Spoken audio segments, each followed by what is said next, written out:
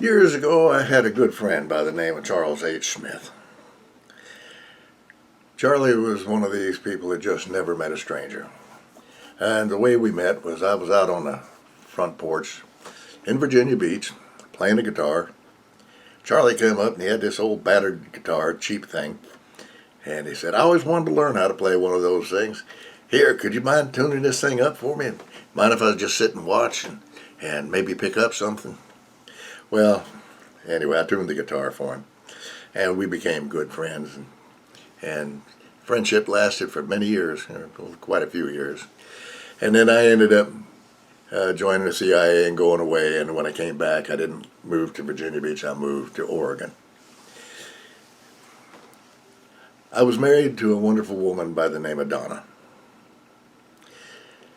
Donna and I were best friends. We liked each other as well as being married, and we'd been married about 9 years, and she began to complain about not feeling well and thought she needed to see a doctor. So we lived in Cave Junction, Oregon at that time, and took her into Grants Pass, made an appointment, took her into Grants Pass. Doctor said she needed a hysterectomy. We made an appointment for that. Took her in. The operation had been going on for about 30 minutes to an hour, somewhere in there, not too long. And the doctor came out and he said, I didn't finish the hysterectomy. It's too far advanced. She needs more treatment than this. And he made an appointment with her to go see a bigger, larger hospital up in Portland.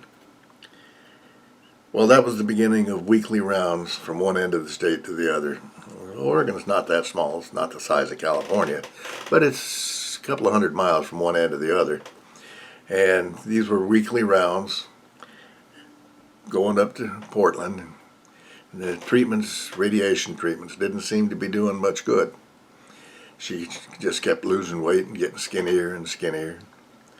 One day her mother called and wanted her, she'd made arrangements with Duke University to see what they could do, if they could do it, have any, they're better equipped. And so anyway, she made the appointments, and the deal was that Donna was to go back there for 30 days and then return to Cave Junction. And when she left, that's really what I thought it was. Well, turns out that's not the case. She just kept getting weaker. They couldn't help her any more there than they did here. And at the end of 30 days, when she was supposed to come back, she was too weak. Couldn't fly. Couldn't even get to the airport. So I knew right then that I had to sell the property. Property I truly loved. It was 10 acres on the river. Kind of a dream come true. Listed the house. 4 days it was on the market and sold. I had a really good friend, Charles H. Smith. Lost contact with him. Hadn't seen him in several years. So I tried to call him. I called him at his old number. Well, that had been disconnected. Went through information, tried to find Charles H. Smith. No Charles H. Smith in Virginia Beach or Norfolk. So after I exhausted all possibilities, I didn't know where else to go. So I walked over to the front door. I looked up at the night sky, and I formed the thought, a clear, concise thought. Charlie, give me a call. I let the thought go. The next morning I got up. It was Charlie. He said, boy, are you hard to find. And then we talked for about 20, 30 minutes. I told him I was coming back. He told me what all he had done to find me, because he didn't know where I lived either. But anyway, we connected. When we got back, Donna didn't last too long. I went to visit Charlie. He had moved down to North Carolina. And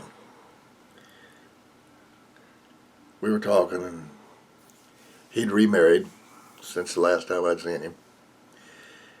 And he's told me what his end of the story was. Said he was out barbecuing, and there were a bunch of people around. They were all gabbing and talking, and suddenly he said, "I've got to call Buck." And that's how we got together.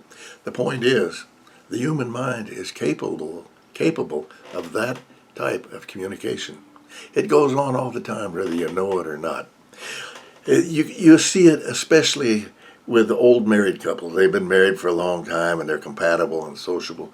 And one of them will be in the kitchen, one will be in the living room, one of them's watching television, and the other one is, say, cooking dinner. I'm just making this up.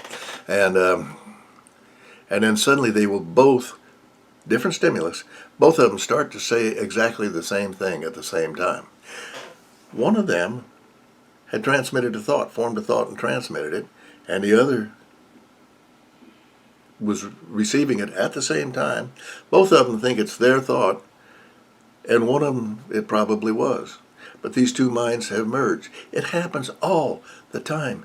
Too much to be coincidental.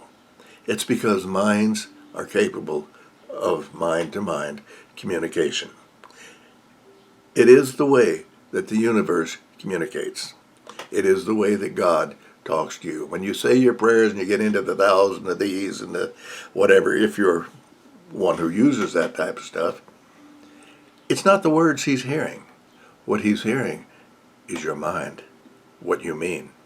And that's how the universe communicates. It's how we would communicate if we knew how to train ourselves and to bring it about. I'm fully convinced of that. But anyway, that's my story. Now this is part of a longer story that I will continue at another time. I hope that you understand what the point that I'm trying to make. God's universe is far more complex than we realize. Y'all take care now, you hear? Love y'all. Bye-bye.